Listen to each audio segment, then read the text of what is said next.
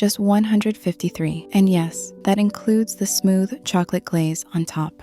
Start with low-fat cottage cheese. Look for a dry, firm variety, something like farmer cheese or pressed cottage cheese. Add a pinch of salt and a little vanilla extract, then a spoonful of powdered stevia. That's what I'm using here. If stevia isn't your thing, swap it for any other sweetener. Next comes unsweetened cocoa powder and a bit of baking powder.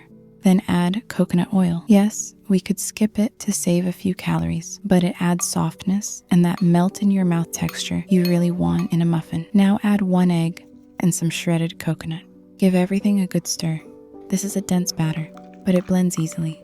Before we move on, if you like simple, no-fuss recipes like this, balanced, easy, and low in calories, check the link in the description for my collection of everyday meals under 15 minutes.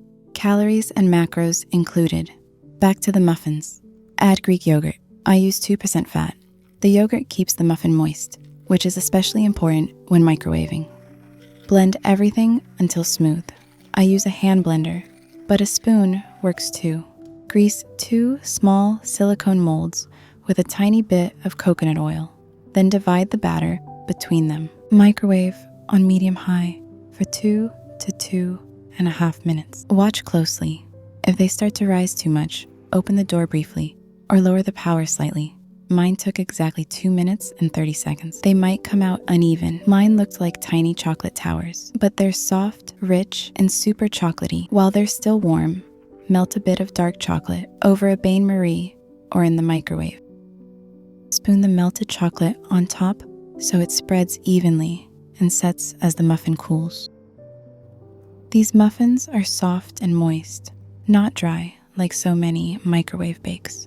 Just look inside. Tender, rich, just 153 calories per muffin, even with the chocolate glaze. No compromise. So you can stick to your goals and still enjoy dessert. Thanks for baking with me. I'm Karina. See you next time.